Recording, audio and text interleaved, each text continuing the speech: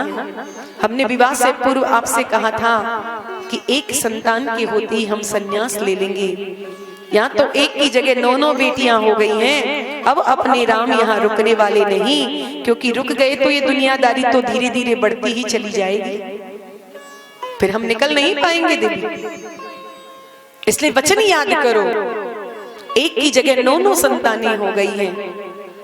माता देवहूति ने कहा, प्रभु बेटियां जब बड़ी हो जाएंगी, इनका विवाह हो जाएगा, सब ससुराल चली जाएंगी, तो मेरे बुढ़ापे का अवलंब क्या होगा, मेरे बुढ़ापे का सहारा क्या होगा, बस इतना बता दीजिए। तो तुरंत कर्दम मुनि को याद आ गया कि मेरे प्रभु ने मुझसे कहा था, कर्दम तुम विवाह कर लो तो मैं स्वयं तुम्हारा पुत्र बन करके आऊंगा। और प्रभु जब मेरे बेटा बनेंगे, इसी प्रलोभन में तो मैंने देवहूति से विवाह किया था। मेरे प्रभु ने मुझे वचन दिया है वो मेरे पुत्र बनकर के आएंगे, तो मुझे अब बन जाने की क्या आवश्यकता है। और कर्दम मुनि ने माता देवहूति से कहा कि माँ की 2 राजपुत्री थे, आत्मानं प्रत्यनिंदिते, भगवास्ते क्षरो गर्भ अधुरात्सं प्रपश्यते। अरे देवी, मैं तो बिल्कुल ही भूल गया था, तुम तो साक्षात नारायण की जननी बनने वाली हो, बिल्कुल खेद मत करो। और कर्दम जी महाराज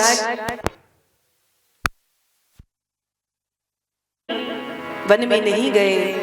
सुखदेव जी महाराज कहते हैं, परीक्षित अब की बार मां देवहूति ने जब गर्भ धारण किया तो 10वीं संतान के रूप में साक्षात भगवान नारायण ही भगवान कपिल बन करके मां देवहूति के यहाँ प्रकट हो गए। बोलिए कपिल भगवान की जय। कपिल भगवान के दर्शनों के लिए स्वयं विधाता ब्रह्मा जी महाराज अपने 9 ऋषि कुमारों के साथ वहां पर आए, क्योंकि नारद जी महाराज तो बचपन से ही घुमक्कड़ थे, सो इधर उधर चले जाते थे घूमने के लिए। तो अपने 9 ऋषि कुमारों को अपने साथ लेकर के विधाता ब्रह्मा कर्दम मुनि के आश्रम पर आए। कर्दम मुनि ने ब्रह्मा जी महाराज का स्वागत किया और कहा कि भगवान आपके दर्शन हो गए। पर जब कपिल भगवान का दर्शन करके ब्रह्मा जी महाराज जब जाने लगे, तो कर्दम मुनि ने ब्रह्मा जी महाराज से निवेदन किया कि महाराज मेरे घर में है 9 बेटियां और आपके साथ है 9 बेटा, बढ़िया जोड़ा बन जाएगा, न आपको कहीं भटकना पड़ेगा और न मुझे कहीं भटकना पड़ेगा। ब्रह्मा जी को तो सृष्टि के विस्तार के लिए वैसे ही तैयार रहते हैं। सो ब्रह्मा जी महाराज ने कर्दम जी से कहा कि शुभस्य शीघ्रम, शुभ काम में फिर देरी करने की क्या आवश्यकता है। तो कर्दम मुनि ने ब्रह्मा जी के 9 ऋषि कुमारों के साथ अपनी 9 बेटियों को ब्याह दिया। सबसे बड़ी पुत्री है कला देवी, उनका विवाह मरीचि मुनि के साथ में हुआ। अनसुईया जी का विवाह अत्रि मुनि के साथ हुआ। अरुंधति जी का विवाह वशिष्ठ मुनि के साथ में हुआ। ख्याति का विवाह भृगु के साथ में, शांति का विवाह अथर्वण के साथ, क्रिया का विवाह क्रतु से, हविर्भू का विवाह पुलस्त से। 9 बेटियों का विवाह करके कर्दम जी महाराज ने सबको विदा कर दिया। जब बेटियां ससुराल चली गई तो कर्दम जी महाराज ने एक दिन देवहूति माता से कहा, देवी हमारा दायित्व पूरा हो चुका है, बेटियां सब ससुराल चली गई हैं, बेटा भी हो गया है, अब अपने राम यहाँ रुकने वाले नहीं हैं। इसलिए कर्दम मुनि ने अपना कमंडल उठाया और कर्दम मुनि वन की ओर जाने लगे। पर इस बार मां देवहूति ने उन्हें रोकने का कोई प्रयास नहीं किया, क्योंकि चतुर्थ चरण में तो वैसे भी हमें घर छोड़ देना चाहिए। विषम परिस्थिति आए तब घर छोड़ना पड़े तो समझदार व्यक्ति वही है जो अवसर समय आने पर, भाई बेटी बेटियों के विवाह से निवृत्त हो गए, बेटा बेटी सब कमाने लगे, अपनी परिवार में सब संभालने लगे तो अपना दायित्व पूरा हो गया। बस फिर हमें घर छोड़ करके वन में चला जाना चाहिए। ये कर्दम मुनि हमें शिक्षा दे रहे हैं। अन्यथा कर्दम मुनि की यहाँ क्या कमी थी? अरुंधति, अनसुईया जैसे जिनकी पुत्रियां, भृगु, वशिष्ठ जैसे जिनके दामाद, कपिल जैसा जिनका पुत्र, हर प्रकार से सब कुछ है, लेकिन फिर भी कर्दम मुनि चतुर्थ अवस्था आने पर अपने घर का त्याग करके वन को चले गए। पतिदेव वन में चले गए। आश्रम में केवल अब 2 सदस्य रह गए, माँ देवहूति और भगवान कपिल। एक दिन माँ देवहूति ने भगवान कपिल को स्नान कराया, सुंदर वस्त्र अलंकार धारण कराए, एक छोटी सी व्यास गद्दी पर कर्दम मुनि को विराजमान कर दिया माँ देवहूति ने। और एकांत अवसर पाकर के माँ देवहूति आज भगवान कपिल के पास में आई और आकर के भगवान कपिल से कहा कि निर्विण्णा नितराम भूमन असत इंद्रिय दर्शना येन संभाव्य मानेन प्रपन्नाधम तमः प्रभो। माँ देवहूति भगवान कपिल से कहती है, प्रभु संसार में जितना सुख मैंने भोगा है, इतनी सुख की कोई स्त्री कल्पना भी नहीं कर सकती है। भोगना तो दूर की बात रही, हर प्रकार की अनुकूलता, हर प्रकार का वैभव मायके में मैं राजकुमारी बनकर के रही, ससुराल में कर्दम जैसे परम योगी मुझे पति रूप में मिले, कामत विमान में मैंने भोगों का उपभोग किया, परंतु इतना सब पाने के बाद भी मेरा मन अभी संतुष्ट नहीं हुआ है। बेटा, आज मैं तुम्हें केवल अपना बेटा नहीं समझ रही हूँ, मैंने सुना है कि तुम तो साक्षात नारायण हो, साक्षात भगवान हो। मैं ये चाहती हूँ कि तुम अपनी ज्ञान की खड्ग उठा करके मेरे अज्ञान के वृक्ष को जड़ से समाप्त कर दो, मैं तुम्हारी शरण में हूँ। और माँ देवहूति भगवान कपिल से कहती है, तम त्वागता हम शरणं शरण्यं, त्वं त्वागता हम शरणं शरण्यं, स्वभृत्य संसारे तरो कुठारं,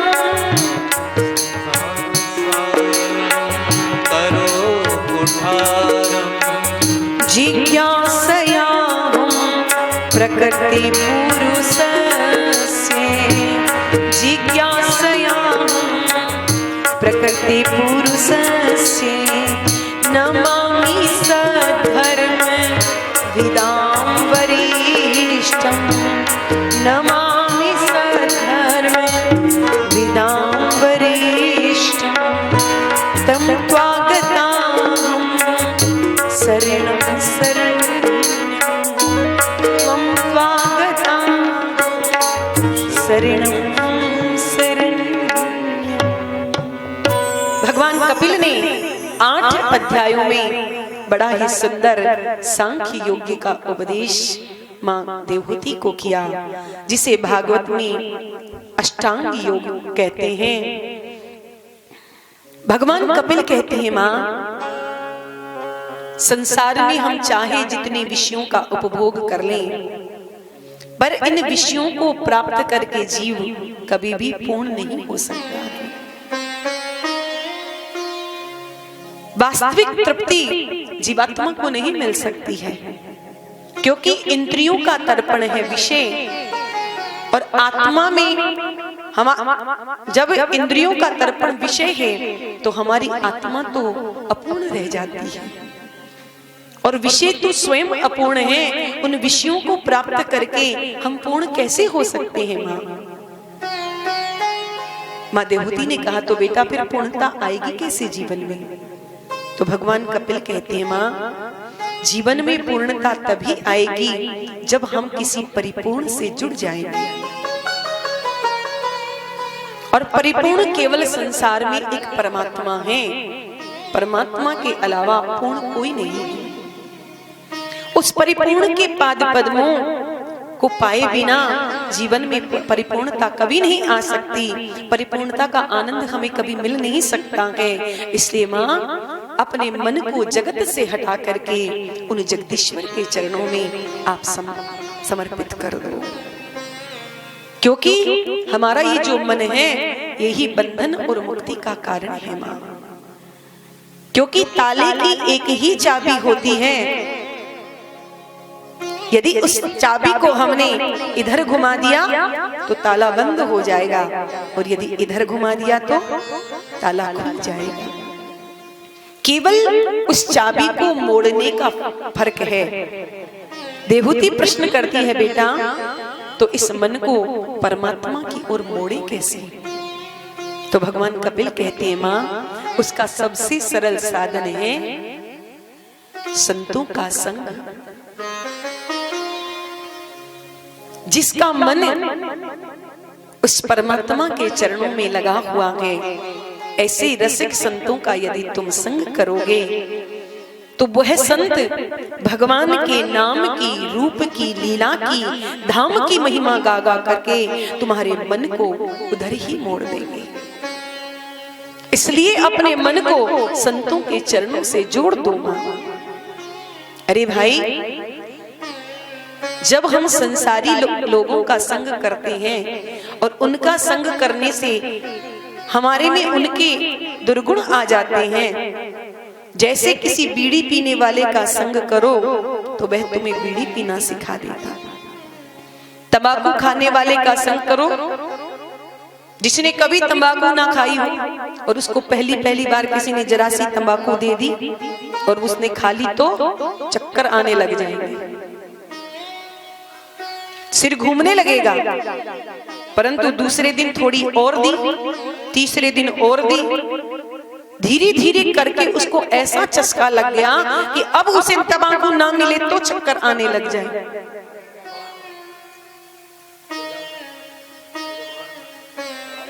इसलिए जैसे संसारी लोग अपने व्यसनों के में हम उनके साथ में रहते हैं तो उनके व्यसन हमारे भीतर आ जाते हैं। तो यदि जिन संतों का मन हमारे प्रभु के चरणों में लगा हुआ है, यदि उन रसिक संतों का हम संग करेंगे तो क्या हमारा मन भगवान की तरफ नहीं लगेगा?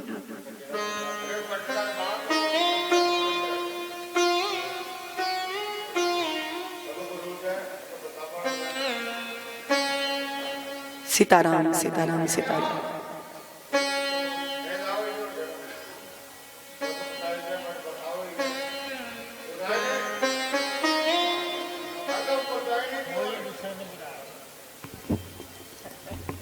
बोलिए भागवत भगवान की।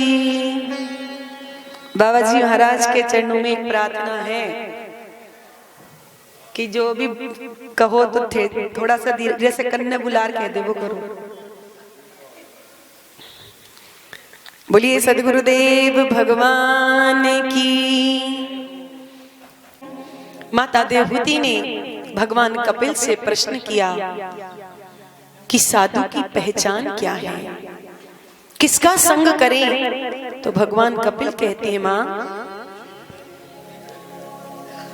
कभी भी बाहरी वेश से संत की पहचान नहीं हो सकती है, तो फिर संत की पहचान कैसे करें? तो भगवान कपिल कहते हैं, मां साधु के 5 लक्षण होते हैं कि तितिक्षवः कारुणिका सुहृदय सर्वदेहिना अजात शत्रवः शांता साधवे साधु भूषणा। मां ये साधु के लक्षण हैं। साधु का पहला लक्षण है तितिक्षवः। संत बड़े सहनशील होते हैं, द्वंद्वों को सहन करना ही तितिक्षा है। आपने संत को माला पहना दी तो बहुत ज्यादा गदगद नहीं होते, और आपने यदि धक्का मार करके निकाल दिया तो संत मुंह लटका करके बैठते नहीं हैं, क्योंकि संत हर परिस्थिति में समान रहते हैं। संत सदा आत्मस्थ रहते हैं, इसलिए दुखी नहीं होते, द्वंद्वों से व्यथित नहीं होते, इसलिए वो स्वस्थ रहते हैं। हम लोग अस्वस्थ हैं क्योंकि हम बाहर स्थित हैं, स्वयं में स्थित नहीं हैं, इसलिए हमें सुख दुख दोनों पीड़ित करते हैं।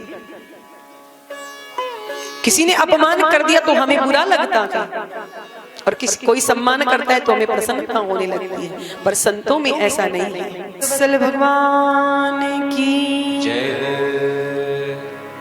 कपिल भगवान कहते हैं, मां संतों में करुणा बहुत होती है।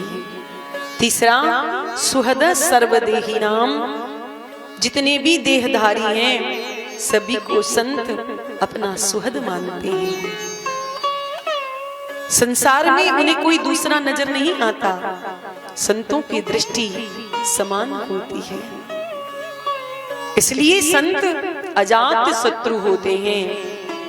संत कभी किसी से शत्रुता नहीं करते, क्योंकि संतों का भाव है कि निज प्रभु मैं देख ही जगत, तो केहि सन करहि विरोध। संत सब में अपने प्रभु को देखते हैं। किसी ये राम मैं सब जग जानी, करहूं प्रणाम जोरी जुग पानी। सिय राम मैं सब जग जानी, करहूं प्रणाम जोरी जुग पानी। सिय राम मैं सब जग जानी, करहूं प्रणाम जोरी जुग पानी। सिय राम मैं सब जग जानी, करहूं प्रणाम जोरी जुग पानी। संत सब में अपने परमात्मा को देखते हैं, तो संत शत्रुता करें तो किससे करें? ये सारा शरीर हमारा है, और इस शरीर के जितने भी अंग हैं, आंख है, दांत है, नाक है, मुंह है, होष्ठ है, हाथ है, पैर है, ये सारे अंग हमारे हैं, और इन सबको मिलाकर के ये पूरा शरीर हमारा है। परंतु कभी कभी आप लोग देखते हैं ना कि जब हम भोजन करने के लिए बैठते हैं तो भोजन करते समय हमारे दांत हमारी जिह्वा को काट देते हैं, तो बहुत पीड़ा होती है, दर्द होता है। अब कोई कितना भी आपको भड़काए कि भैया क्या हुआ, इतनी दुखी क्यों हो रहे हो, बोले क्या करें भैया, भोजन कर रहे थे तो इन 32 दांतों ने मिलकर के हमारी कोमल सी जिह्वा को काट दिया, तो बहुत दर्द हो रहा है। अब उस जिह्वा के प्रति आपको कोई कितना भी भड़काए, अरे भैया तो एक काम करो, हथौड़ा लेकर के 1-2 दांत तोड़ दो। तो दांतों के प्रति कोई कितना भी हमें उकसाने की कोशिश करे, उत्तेजित करने की कोशिश करे, पर आज तक किसी ने 1-2 दांत टपकाए हों? क्योंकि वो जानता है कि जीभ कटने से तो मुझे पीड़ा हो ही रही है, यदि दांत तोड़ दिया तो दुख दुगना हो जाएगा, और वो दुख मुझे ही होगा, दूसरे को नहीं होगा।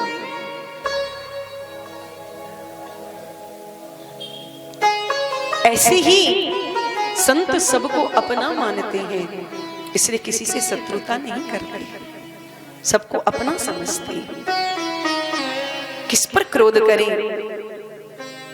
इसलिए संत अजात शत्रु होते हैं। वेश से कभी साधु की पहचान नहीं होती। ये 5 सद्गुण जिसमें विराजमान हो मां, चाहे वो फिर पैंट ही क्यों ना पहनता हो, धोती ही क्यों ना पहनता हो, वो संत है। ये 5 लक्षण उसमें होने चाहिए। भगवान कपिल कहते हैं माँ ऐसे संतों के का संग करोगे, ऐसे संतों के संग में रहोगे, तो ऐसे संतों के बीच में बैठोगे तो 24 घंटे वो मेरी कथा सुना करके, मेरे नाम की, मेरे रूप की, मेरे धाम की महिमा सुना सुना करके तुम्हारे मन को हमारे चरणों में लगा देंगे। हमारा मन उन प्रभु के चरणों का फिर दीवाना हो जाएगा। परंतु और अंत में भगवान कपिल ने मां देवहूति को अष्टांग योग का उपदेश किया। यम नियम प्राणायाम प्रत्याहार ध्यान धारणा समाधि साधक को चाहिए कि सबसे पहले पावन भूमि का चयन करे, क्योंकि हमारे मन पर भूमि का बहुत असर पड़ता है, बड़ा प्रभाव पड़ता है। इसलिए जहां भी हम भजन करने के लिए बैठे, पहले भूमि का चयन करें कि भूमि कैसी है, और फिर भगवान के चरण से लेकर के मुख पर्यंत भगवान के एक एक श्री अंग का हमें दर्शन एक करना चाहिए, मन को एकाग्र करना चाहिए, और अंत में भगवान के हंसते हुए मुखार विंद का ध्यान करना चाहिए। माता देवहूति प्रश्न करती है, बेटा भक्त कितने प्रकार के होते हैं? तो भगवान कपिल कहते हैं, माँ जो भगवान को केवल मंदिर की मूर्ति में ही देखता है वो प्राकृतिक भक्त होता है, पर जितना भगवान की मंदिर में, भगवान की मूर्ति में वो दर्शन कर रहा है, ऐसे ही चलते फिरते जीवों में यदि, संतों में यदि वो भगवान का दर्शन करने लग जाए तो वो मध्यम कोटि का भक्त है। परंतु जो प्रत्येक शरीरधारी के अंदर अपने उसी परमात्मा को देखने लग जाए तो माँ वो उत्तम कोटि का भक्त कहलाता है। कपिल भगवान कहते हैं, माँ मैं समस्त देहधारियों में विराजमान हूँ, और मुझ नारायण से द्वेष करने का मतलब है कि मुझ परमात्मा से द्वेष करना। उसके मन को कभी भी शांति नहीं मिल सकती जो किसी से द्वेष करता है, किसी से द्रोह करता है। और जो दिन रात भगवान के भजन में लगा रहता है, जो प्रभु का चिंतन करता रहता है, भगवान की उपासना करता है, प्रभु के अतिरिक्त जो कभी कुछ नहीं मांगता, अरे मांगना तो दूर, यदि परमात्मा स्वयं भी उसे आकर के दे तो दीय मानम न गृह्णन्ति बिना मत सेवनम जनाहा। भगवान आकर के दे भी तो वो भक्त लेता नहीं है, स्वीकार नहीं करता। इस प्रकार से भगवान कपिल ने मां देवहूति को बड़ा ही सुंदर उपदेश किया। मां देवहूति भगवान कपिल के चरणों में प्रणाम करती हैं और भगवान कपिल से कहती हैं, बेटा मैंने तेरे सारे उपदेश का केवल एक ही सार निकाला है कि अहो बतस्व पचतो गरियान यद जीवाग्रे वर्तते नाम तुभ्यम ते पुस्तपस्ते जुहु सष्णु नार्या ब्रह्मानुचूर्णा गृह्णन्ति येते। मां देवहूति कहती है, प्रभु यदि कोई चांडाल भी हो, पर यदि वह भगवान के नाम का आश्रय लिए बैठा है, जिसकी वाणी सतत भगवान के नाम का गुणानुवाद करती है, मेरे लिए वो चांडाल भी श्रेष्ठ है। जो नाम का आश्रय लिए करके अपने कुटुंब का कल्याण कर रहा है, और इसके विपरीत कोई कितना भी तपस्वी हो, तेजस्वी हो, मनस्वी हो, यशस्वी क्यों ना हो, ब्राह्मण ही क्यों ना हो, ब्रह्मवेता क्यों ना हो, परंतु यदि वह भगवत चरणारविंद से विमुख है तो केवल अपने ब्रह्मत्व का अभिमान लेकर के बैठा रहे, तपस्या का अभिमान लेकर के बैठा रहे, परंतु उसका किसी काल में कल्याण नहीं हो सकता। क्षेमं न विन्दन्ति विराय दर्पणम तस्मै सुभद्र सर्वसे नमो नमः। ऐसा कहकर के मां देवहूति ध्यान मग्न होकर के बैठ गई, और मां देवहूति का शरीर जल रूप में परिणत हो गया और सिद्धिदा नाम की नदी बन गई। भगवान कपिल ने उस जल का आचमन किया, मां देवहूति को प्रणाम किया और सीधे भगवान समुद्र के किनारे चले गए, जहां समुद्र ने भगवान कपिल को आश्रय दिया है, स्थान दिया, जिसे हम लोग गंगा सागर कहते हैं। प्रत्येक मकर संक्रांति पर भक्त जाकर के भगवान कपिल का वहां दर्शन प्राप्त करते हैं। इस प्रकार से देवहूति मां को श्रीमद् भागवत संहिता के तृतीय स्कंद के से उपदेश के अनुसार भगवान कपिल ने मां देवहूति को सांख्य शास्त्र का उपदेश दिया। नाम संकीर्तन ही भगवान कपिल के द्वारा अपने उपदेश का सार निरूपित करके बताया। इसलिए चतुर्थ स्कंद में हम लोग प्रवेश करें उससे पूर्व भगवान के नाम की नौका में बैठ जाएं और सहजता से इस भवसागर को हम लोग पार कर जाएं। तत्पश्चात हम लोग चतुर्थ स्कंद में प्रवेश करेंगे। हर पल तुम्हारी याद आती रहे राघो, आती रहे। हर पल तुम्हारी याद आती रहे राघो, आती रहे। हर पल तुम्हारी याद आती रहे राघव, आती रहे।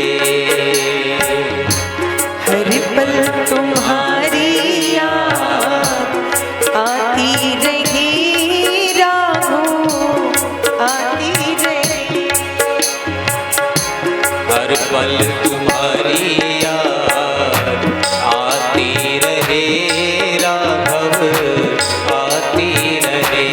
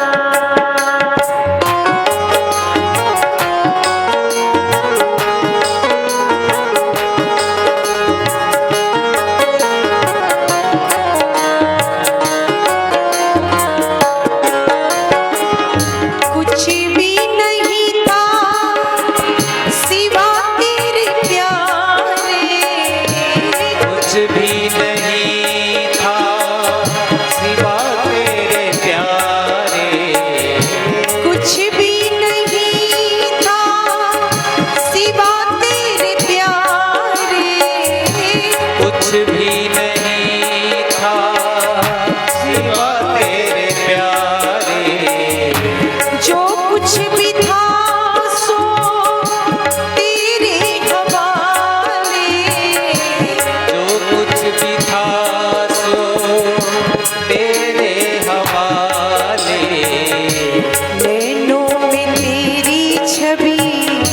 समाती रहे राघो समाती रहे।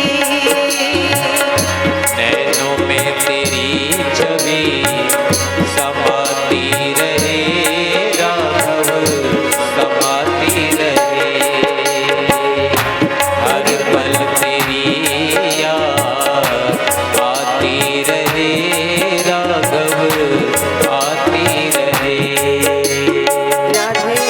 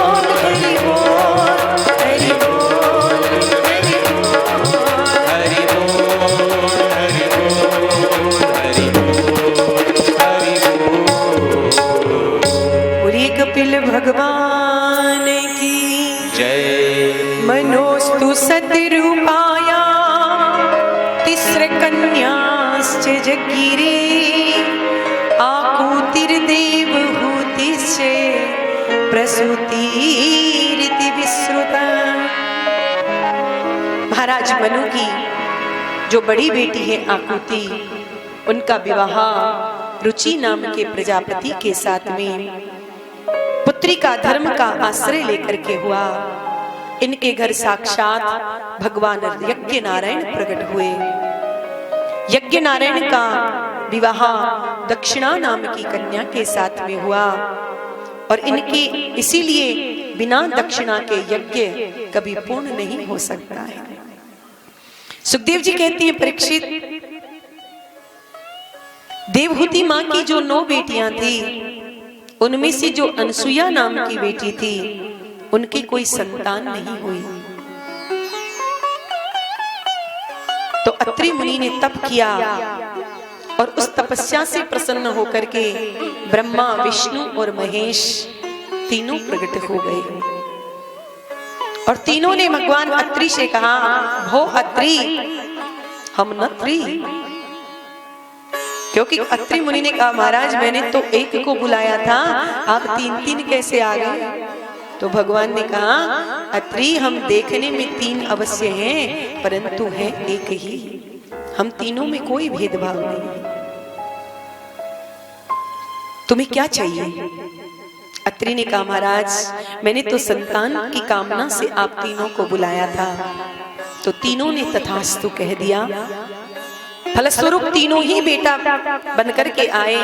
ब्रह्मा जी के अंश से चंद्रमा, भगवान शिव के अंश से दुर्वासा और भगवान विष्णु के अंश से श्री दत्तात्रेय जी महाराज। मैत्री मुनि कहते हैं, विदुर जी महाराज, मनु महाराज की जो सबसे बेटी है प्रसूति देवी, उनका विवाह दक्ष नामक प्रजापति के साथ में हुआ, जिनकी 16 बेटियां हुई। उन 16 कन्याओं में से 13 कन्याएं उन्होंने धर्म को ब्याह दी। धर्म की मूर्ति नामक जो बेटी पत्नी थी, उसके गर्भ से भगवान नर नारायण के रूप में प्रकट हुए, जो आज भी बद्रिकाश्रम में विराजमान है। स्वाहा नाम की जो बेटी थी, उसका विवाह अग्नि देवता के साथ में हुआ। जब हम लोग यज्ञ आदि करते हैं तो आहुति देते हैं ना, स्वाहा, ये अग्नि की पत्नी है। और जो सबसे छोटी बेटी थी, उनका नाम था सती। इन सती का विवाह भगवान शंकर के साथ में हुआ। शिव पत्नी सती के कोई संतति नहीं हुई, क्योंकि एक बार दक्ष ने भोलेनाथ का अपमान कर दिया था, जिसे देवी सती सह न पाई और माता सती ने यज्ञ में ही अपने प्राणों का त्याग कर दिया। विदुर जी महाराज ने चौंक करके मैत्री मुनि से पूछा, भगवान मुझे आश्चर्य हो रहा है कि भगवान भोलेनाथ तो परम सुशील हैं, उनका स्वभाव भी बड़ा शांत है, साक्षात करुणावतार हैं भगवान भोलेनाथ, दया की मूर्ति हैं। क्योंकि शिव का अर्थ ही होता है कल्याण। ऐसे कल्याण स्वरूप भगवान शिव से भला दक्ष ने द्रोह क्यों किया कि इतना बड़ा द्वेष उत्पन्न हो गया मन में कि फलस्वरूप माता सती को अपनी देह का त्याग करना पड़ा? कृपा करके इसका कारण बताएं। मैत्री मुनि कहते हैं, विदुर जी महाराज, एक बार पितामह ब्रह्मा जी महाराज ने समस्त देव परिकर के बीचों बीच अपने पुत्र दक्ष को प्रजापति घोषित कर दिया। और प्रजापति का जो पद है वो इंद्र के पद से भी ऊंचा है, 100 गुना ऊंचा। जब दक्ष प्रजापति बन गए तो उनका स्वागत समारोह का आयोजित हुआ, जिसमें बड़े बड़े देवता महात्मा सब इकट्ठे हुए और सबने दक्ष प्रजापति का स्वागत किया। जब दक्ष प्रजापति ने सभा में प्रवेश किया, सभी सभासदों ने खड़े होकर के दक्ष का सम्मान किया, स्वागत किया। दक्ष ने अहंकार में भर करके चारों ओर दृष्टि डाल करके जब देखा तो सभी देवता खड़े हुए, पर 3 लोग खड़े नहीं हुए, ब्रह्मा, विष्णु और महेश। ब्रह्मा जी को देखकर तो कुछ नहीं बोला, ये तो मेरे पिताजी हैं, कोई बात नहीं, नहीं खड़े हुए तो। विष्णु को देखकर भी कुछ नहीं बोला, ये मेरे दादाजी हैं। परंतु जब भगवान भोलेनाथ पर दक्ष की दृष्टि पड़ी तो आग बबूला हो गया।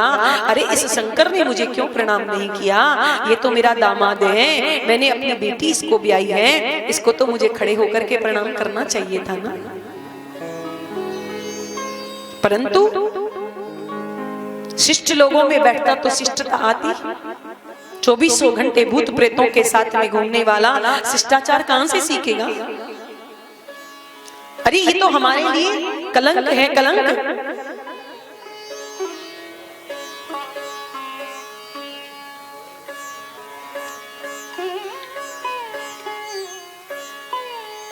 और भगवान भोलेनाथ को गाली देने लगा। आज अभिमान में रंगा हुआ दक्ष भगवान शंकर को जब देखता है तो भगवान भोलेनाथ में दक्ष को केवल दोष ही दोष नजर आ रही है। अरे ये निर्लज्ज है, ये हमारे यश को धूमिल करने वाला है, इसके साथ तो बैठने का भी धर्म नहीं है। एक व्यक्ति ने दक्ष से पूछा, महाराज यदि आपको इतने दोष शंकर में दिखाई पड़ रहे हैं तो फिर आपने अपनी बेटी इसको ब्याही क्यों? उस समय दोष दिखाई नहीं पड़े। दक्ष ने कहा कि मैं तो अपनी बेटी का विवाह कदाचित इसके साथ में नहीं करता, परंतु मेरे पिता ब्रह्मा जी की आज्ञा थी, इसलिए मुझे इसे अपना दामाद बनाना पड़ा। अन्यथा कहां तो मेरी मृगलोचनी कन्या सती और कहां ये बंदर की आंख वाला ये शंकर। गृहीत्वा मृग शावक्षः पाणी मरकट लोचन। भगवान शंकर को मरकट लोचन कह रहा है, बंदर की आंख वाला बता रहा है। ऐसे ऐसे कटु शब्द दक्ष ने भगवान भोलेनाथ को कहा कि नंदीश्वर से रहा नहीं गया। नंदीश्वर तुरंत अपने आसन से खड़ा हो गया कि अभी मैं जवाब देता हूं इस दक्ष को। पर भोलेनाथ ने इशारा किया कि चुपचाप बैठ जाओ। नंदीश्वर ने कहा, महाराज ये आपको गाली पर गाली दे रहा है, आपको बंदर की आंख वाली बता रहा है और आप कह रहे हैं कि तुम चुपचाप बैठ जाओ। हमारा शास्त्र कहता है, हरिहर निंदा सुनई जो काना, हुई पाप गो घात समाना। अपने स्वामी की जो निंदा सुनता है उसे गो हत्या का पाप लगता है। और ये आपको गाली पर गाली दिए जा रहे हैं, आप मुझसे कह रहे हैं कि चुपचाप बैठ जाओ। भगवान भोलेनाथ ने मुस्कुरा करके नंदी से कहा, अरे नंदीश्वर, ससुराल की गाली तो एक ना एक दिन सबको सुननी पड़ती है, बस फर्क इतना है कि किसी को विवाह के समय मिल जाती है और किसी को विवाह के बाद मिलती है। फर्क बस इतना है। जब स्वामी की आज्ञा नहीं हुई तो नंदीश्वर मन मार करके बैठ गए, परंतु दक्ष का बल तो बढ़ता ही चला गया और दक्ष भगवान भोलेनाथ को गाली देने लगा। जब दक्ष का दुस्साहस बढ़ता चला गया कि आज के बाद इस शंकर को किसी यज्ञ में भाग नहीं दिया जाएगा, अब नंदीश्वर से रहा नहीं गया और नंदीश्वर ने उठ करके दक्ष को श्राप दे दिया। अरे दक्ष, जिस पद की गर्मी से तू आज इतना बोल रहा है, मैं तुझे श्राप देता हूं कि तेरा ये मुख बकरे का हो जाए। यज्ञ के जो आचार्य थे भृगु मुनि, वो खड़े हो गए दक्ष की ओर से और कहते हैं, अरे नंदीश्वर, ये ससुर दामार का झगड़ा है, तू बीच में क्यों बोला? मैं श्राप देता हूं कि शिव के जितने भी गण हैं वो सब भिखमंगे हो जाएं, चाटुकार हो जाएं। अब तो नंदीश्वर से भी रहा नहीं गया। नंदीश्वर ने कहा, अरे भृगु, मैं भी श्राप देता हूं कि तुम जैसे चाटुकार ब्राह्मण सब भिखमंगे हो जाएं। अब तो आपस में शापाशापी होने लगी। भगवान भोलेनाथ ने सोचा, ये उत्साह समारोह हो रहा है, स्वागत समारोह हो रहा है अथवा श्राप समारोह हो रहा है, पर यदि हम यहाँ बैठे रहे तो ऐसा ही चलता रहेगा, कोई चुप होने वाला नहीं। तो भगवान भोलेनाथ तुरंत अपने आसन से खड़े हो गए और वहां से चुपचाप निकल लिए। जब भगवान भोलेनाथ चले गए तो नंदीश्वर आदि उनके गण थे, वो भी उनके पीछे पीछे हो लिए। पर दक्ष के मन में आज एक गांठ लग गई और उसने भोलेनाथ को श्राप दे दिया था कि किसी यज्ञ में शंकर को भाग नहीं दिया जाएगा। और अंत तो गत्वा भगवान शंकर से द्वेष करते हुए दक्ष ने हरिद्वार में कलखल नामक क्षेत्र में एक बृहस्पत्सव नामक यज्ञ किया। समस्त देवताओं को उस यज्ञ में निमंत्रण दिया, परंतु देवादिदेव भगवान भोलेनाथ को कोई निमंत्रण पत्र नहीं दिया। जब यज्ञ की अवधि समीप में आई, देवताओं के विमान आकाश में उड़ने लगे। भगवान भोलेनाथ तो अपने कैलाश पर वट वृक्ष की छाया में समाधि लगा करके बैठे हैं, परंतु जब देवताओं के आकाश एक के बाद एक गड़गड़ाने लगे, माता सती मन में विचार कर रही हैं कि इस बार कोई कुंभ का मेला भी नहीं है, ये सबके सब देवता विमानों में बैठ करके कहां जा रही है। परंतु जब देवांगनाएं सज धज करके विमानों में आरूढ़ होकर के जाने लगी, माता सती से रहा नहीं गया और माता सती ने पूछ लिया, अरे बहनों तुम सब कहां जा रही हो? तो देवांगनाओं ने कहा, अरे सती तुझे कुछ नहीं मालूम क्या? तुम्हारे पिता दक्ष ने बहुत बड़ा हरिद्वार में यज्ञ किया है, क्या तुम अपने पिता के यज्ञ में नहीं जाओगी? सती जी के तो होश उड़ गए कि मेरे पिता के यहाँ यज्ञ है और मुझे कोई खबर भी नहीं है। सती जी ने तुरंत बात को पलटा और कहा कि देवी तुम सब चलो, मैं अभी आती हूँ श्रृंगार करके। और माता सती भगवान भोलेनाथ के पास में आई, मन में विचार करने लगी कि मैं अपने पिता की सबसे लाडली पुत्री हूँ और मेरे पिता ने आज मुझे ही निमंत्रण नहीं दिया, और मेरे भोलेनाथ तो बिना निमंत्रण के जाने वाले हैं नहीं, परंतु प्रयास करके देखती हूँ। और माता सती जहां भगवान शंकर समाधिस्थ बैठे थे वट वृक्ष के नीचे, मां सती ने आकर के भगवान भोलेनाथ के चरण दबाना प्रणाम कर दिया। भगवान भोलेनाथ की समाधि खुली। भोलेनाथ ने मुस्कुरा करके माता सती से पूछा, देवी क्या बात है? माता सती ने कहा, महाराज मैं तो अपने धर्म का निर्वाह कर रही हूँ। पतिव्रता स्त्री का धर्म होता है अपने पति की सेवा करना। भोलेनाथ ने कहा, देवी पर आज कुछ ज्यादा ही सेवा हो रही है। क्या बात है? आज ज्यादा ही धर्म निभाया जा रहा है, आपके मन में जो कुछ हो निसंकोच कहो। तब माता सती ने जरा घुमा फिरा करके अपनी बात भोलेनाथ के सामने रखी ताकि भोलेनाथ को थोड़ा अपनत्व लगे।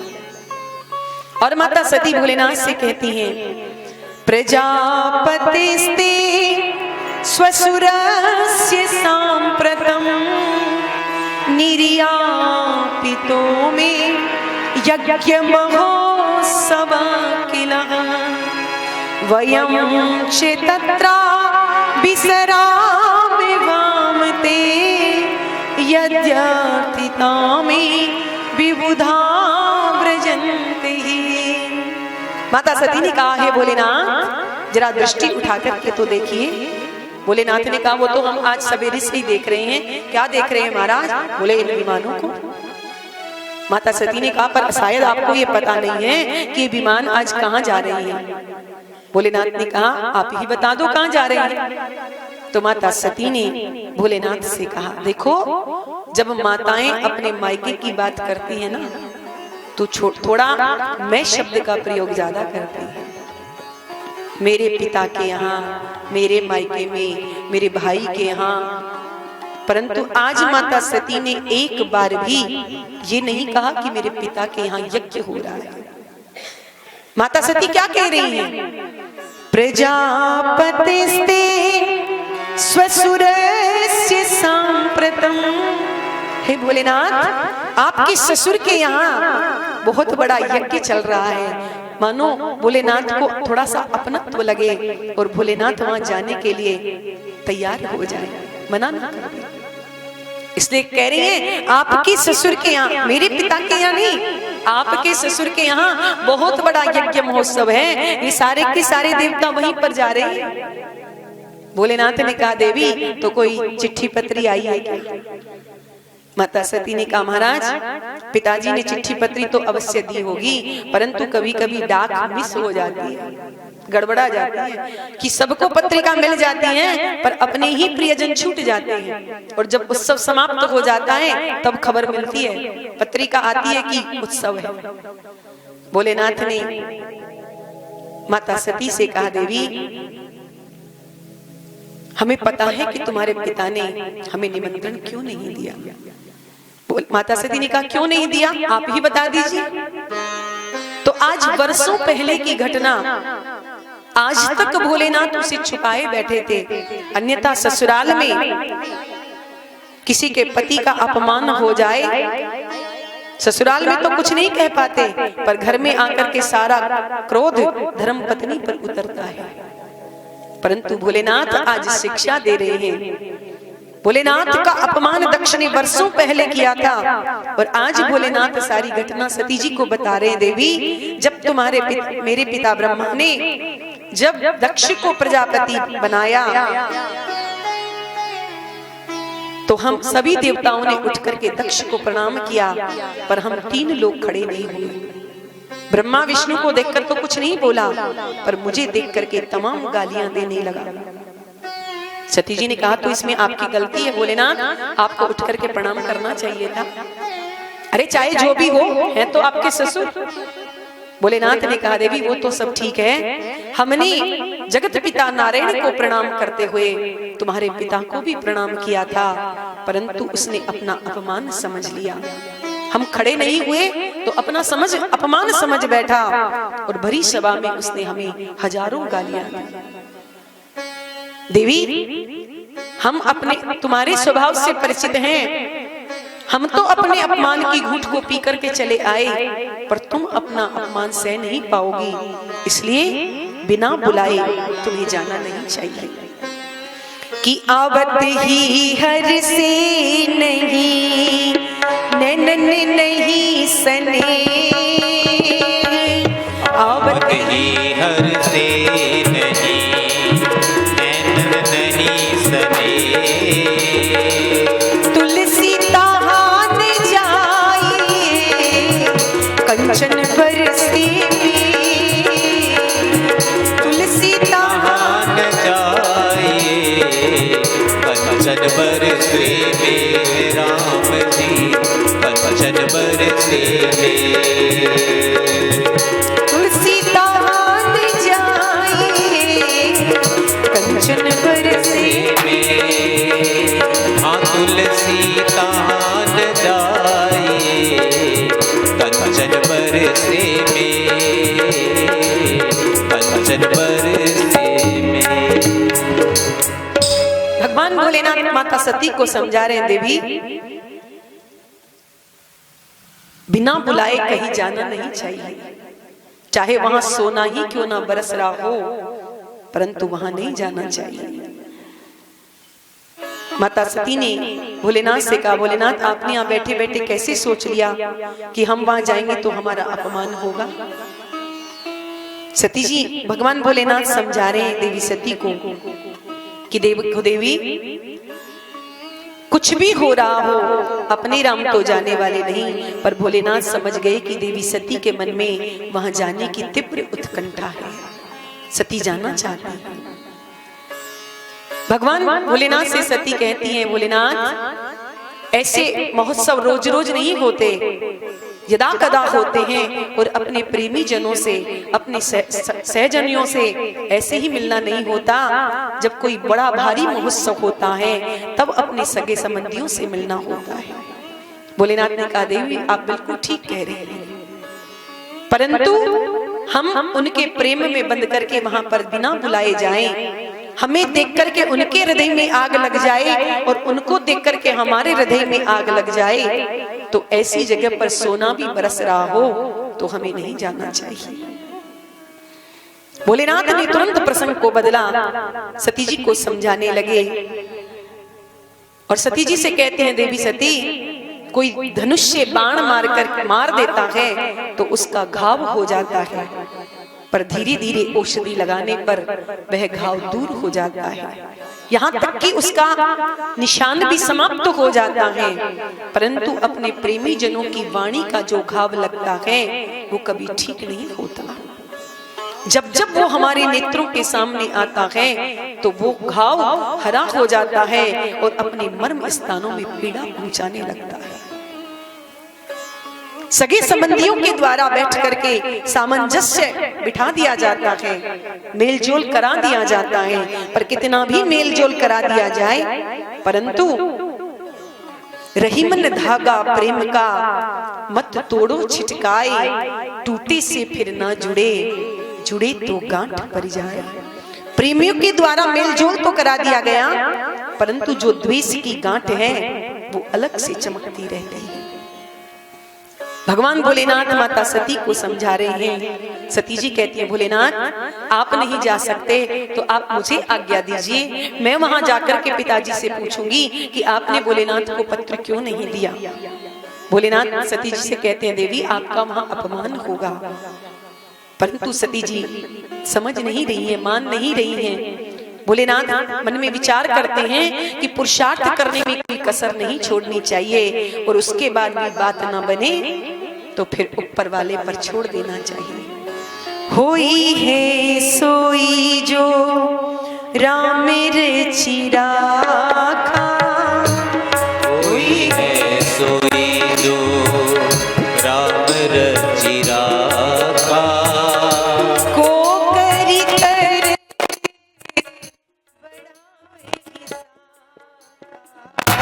को करी तरक बढ़ावहि साखा, है सोई जो राम रची राखा, होई है सोई जो राम रची राखा, को करी तरक बढ़ावहि साखा, को करी तरक बढ़ावहि साखा। अन्यथा भोलेनाथ भाभी को मेट सकई त्रिपुरारी, भोलेनाथ भाभी को मेट सकते हैं तो क्या सती को नहीं रोक सकते थे। परंतु जब समझाने पर भी सती नहीं समझ रही तो भोलेनाथ समझ गए कि इसमें हरि की इच्छा है, शायद भगवान यही चाहते हैं, इसलिए होई है सोई जो राम रची राखा। मेरे प्रभु जैसा चाहते हैं वैसा ही होगा। भोलेनाथ ने हर प्रकार से समझा करके देख लिया, पर जब सती जी नहीं मानी तो भोलेनाथ नेत्र बंद करके ध्यानस्थ बैठ गए। सती जी कहती है तो भोलेनाथ मैं जा रही हूँ। भोलेनाथ कुछ नहीं बोले। सती जी थोड़ी दूर चली गई, पर फिर मन में विचार आया कहीं मेरे भोलेनाथ रुष्ट हो गए तो जरा चल करके मनाने का फिर से प्रयास करती हूँ, क्योंकि वो तो भोले भाले हैं, मान जाएंगे जल्दी से। फिर सती जी लौट करके आती हैं और भोलेनाथ को मनाने का प्रयास करती हैं, पर जब भोलेनाथ कुछ नहीं बोलते तो फिर लौट पड़ती हैं। पर जब सती जी जाती हैं तो भोलेनाथ धीरे से नेत्र खोल करके देखते हैं क्या सती जा रही है, और जब सती जी लौट पड़ती हैं तो फिर नेत्र बंद करके बैठ जाते हैं। अंत तो गत्वा सती जी ने निर्णय ले ही लिया कि चाहे जो हो मुझे यज्ञ में जाना है। और जब सती जी बहुत दूर निकल गई, भोलेनाथ ने समझ लिया कि अब सती लौटने वाली नहीं है, तो अपने नंदीश्वर आदि गणों को बुला करके कहा कि अपनी माता जी को आदर के सहित यज्ञ में पहुंचा करके आओ। नंदीश्वर आदि गण दौड़े दौड़े गए, माता सती को जाकर के प्रणाम किया। माता जी हम भी आपके साथ चलेंगे। सती जी ने कहा चलो, मेरे पिता के यहाँ बहुत बड़ा यज्ञ हो रहा है, तुम्हें भी चलना चाहिए। और सबको साथ लेकर के माता सती दक्ष प्रजापति के यहाँ यज्ञ में आई। जैसे ही यज्ञ मंडप में सती जी पहुंची हैं, सबसे पहले अपनी बहनों से मिली हैं।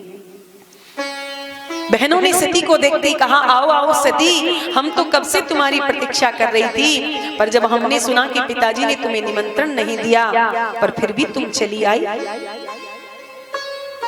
सती जी को कितना बुरा लगा होगा। क्या बहनों को इस समय ये बात कहनी चाहिए थी, पर सती जी उस अपमान को पी गई।